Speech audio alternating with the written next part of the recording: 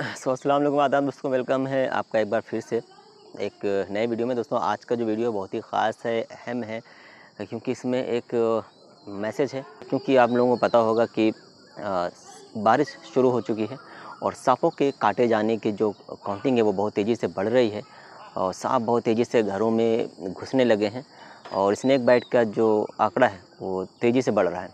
तो दोस्तों हम इस वीडियो में ये बताना चाहेंगे सबसे पहले कि किन लोगों को या किन जगहों पर सांपों की ज़्यादा बहुतायत होती है और किन बस्तियों में या आपका किन घरों में सांप ज़्यादा एंट्री अंदर कर सकते हैं।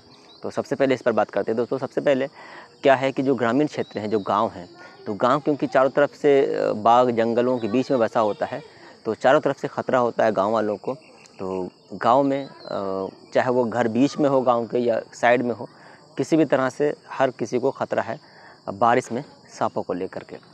साथ में अगर आप शहर में भी रह रहे हैं तो शहर का अगर आप किनारा है, जो शहर के जो किनारे पे लोग बसे हुए हैं, वहाँ पर भी बस्ती के किनारे पर भी जो घर हैं वहाँ एंट्री भी कर सकते हैं सांप। साथ ही साथ में अगर आप किसी तालाब के किनारे हैं, किसी नहर के किनारे हैं और नहर का नाले का अगर 100 मीटर की रेंज में भी हैं, तालाब के भी अगर आप 100 मीटर 150 मीटर की रेंज में भी हैं तो भी ख़तरा है कि आपके घर में सांप एंट्री कर सकते हैं। तो अब क्या किया जाए कि इनसे बचत कैसे की जाए। तो दोस्तों सबसे पहले क्या करें कि आप रातों में जो आप सोते हैं तो घर के अंदर जो फर्श पे लोग सोते हैं, ज़मीन पे सोते हैं ख़ास तौर पर, तो आप अवॉइड कर दीजिए बारिश भर के लिए, ख़ास तौर पर नवंबर तक के लिए। और अगर नहीं करते हैं तो आप कैसे सोएं फ़र्श पे, वो आप समझ लीजिए। देखिए अगरचे आपको ये कन्फर्म है, आप श्योर हैं कि आपके घर में 1 सेंटीमीटर की भी जगह नहीं है, जहाँ जिस रूम में आप सो रहे हैं, जहाँ पे सो रहे हैं फर्श पे, अगर वहाँ पर किसी भी कीड़े मकोड़े की एंट्री करने की जगह नहीं है, कम से कम 1 सेंटीमीटर की जगह नहीं है, तो वहाँ पे सांप नहीं जा पाएगा। तो वहाँ पे आप श्योरली सो सकते हैं, कोई दिक्कत नहीं है। लेकिन अगर आपका एंट्री करने के लिए जगह है, डोर के नीचे जगह है, डोर के साइड में जगह है, यानी दरवाजे खिड़कियों में जगह है, या आप खुले में ही सोते हैं, तो फिर आप नीचे ज़मीन में यानी फर्श पे ना सोएं। और अगर सोने की नौबत आ ही जाए तो आपको मच्छरदानी का ज़रूर इस्तेमाल करना है। जितने भी घर में सदस्य जो भी ज़मीन पे बाहर सोना चाह रहे हैं वो सब के सब मच्छरदानी लगा करके ही सोएं। फोल्डिंग वाली मच्छरदानी है तो बहुत ही बढ़िया है, नहीं है तो जो भी मच्छरदानी है उसको अच्छे से, जो बिस्तर के नीचे पे दबाई जाती है, उसको अच्छे से नीचे से दबा लें, तो आपको सांप और बाकी कीड़े मकोड़ों से भी बचत हो जाएगी।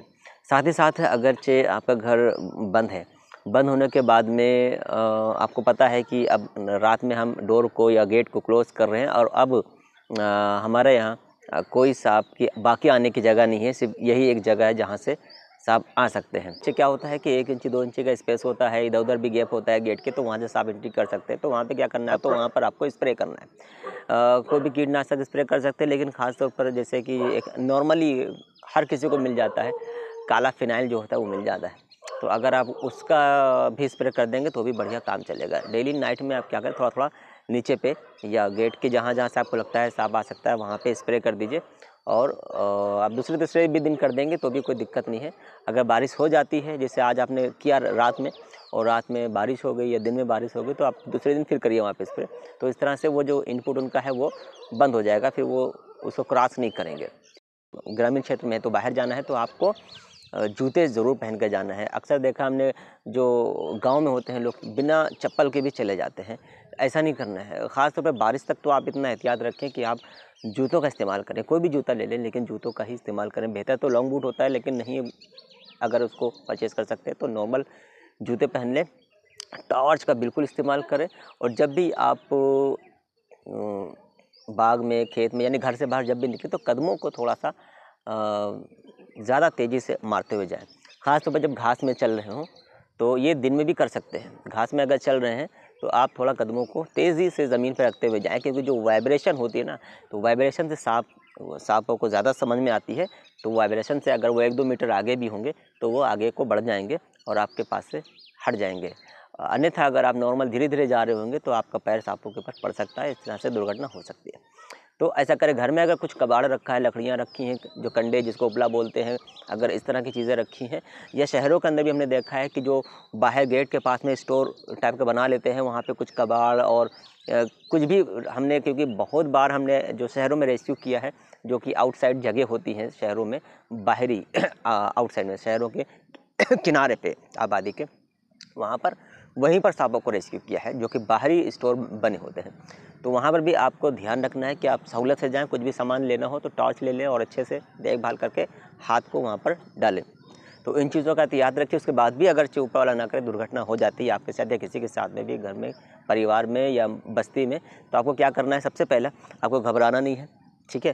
दूसरी बात यह है कि भीड़ नहीं लगानी है। अगर भीड़ लगती भी है तो किसी के राय में, मशवरे में नहीं पड़ना है, क्योंकि बहुत देखा गया है कि गांव में, शहरों में कहीं भी सांप अगर बाइट कर लेता है तो भीड़ लग जाती है, हुजूम लग जाता है, तरह तरह की बातें होती, दहशत से इंसान की हालत ख़राब हो जाती है। और अक्सर क्या होता है कि जहर से सांप नहीं मरता, इंसान मरता है, बल्कि जो भीड़ होती है, जो हुजूम होता है, वो इतना डरा देता है कि लोग उसकी दहशत से मर जाते हैं, हार्ट अटैक पड़ जाता है।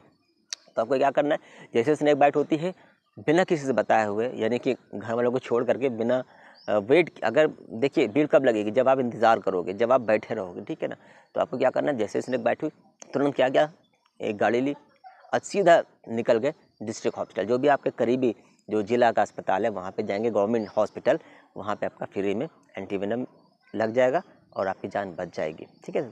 तो किसी भी तरह का कोई हुजूम नहीं लगाना, घबराना नहीं है, किसी तरह का फालतू की कुछ भी नौटंकी जैसे चलती है गांव में, ऐसा कुछ भी नहीं करना है, ताकि आपकी जान बच सके। तो दोस्तों, ये थी कुछ जानकारी, शायद कुछ छूट गया हो, तो अगर आपके मन में भी कुछ सवाल हो तो आप पूछ सकते हैं। हाँ, अगरचे एक चीज़ और भी है, आपको क्या है, आप किसी क्षेत्र के हो, आपको सिर्फ ये पहचान करनी है कि सांप जहरीला कौन सा है।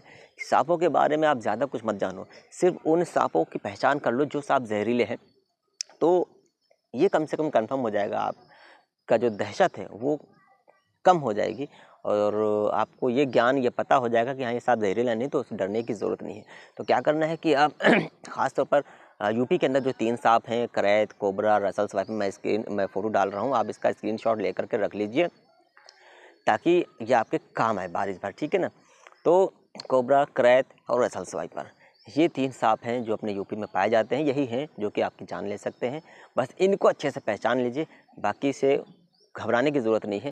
तो सबसे अच्छा उपचार क्या है कि आपको सीधा सीधा जाना है हॉस्पिटल। हाँ, अगर सांप की फ़ोटो ले ली तो फिर कोई दिक्कत ही नहीं है, भाई सांप ने काटा है, क्योंकि अक्सर सांप काटते लोग मेरे पास फ़ोटो भेजते हैं तो वो नॉन वेनमस सांप ही होता है, वोल्वेसिनोक होता है, कुकरी होता है, चिकेट किलबैक होता है, ठीक है। तो इस तरह के सांप होते हैं, तो जो बिना जहर वाले सांप हैं, तो हम उनसे बोल देते हैं भाई इसी सांप ने काटा, कोई घबराने की बात नहीं, आप घर पर आराम से बैठिए।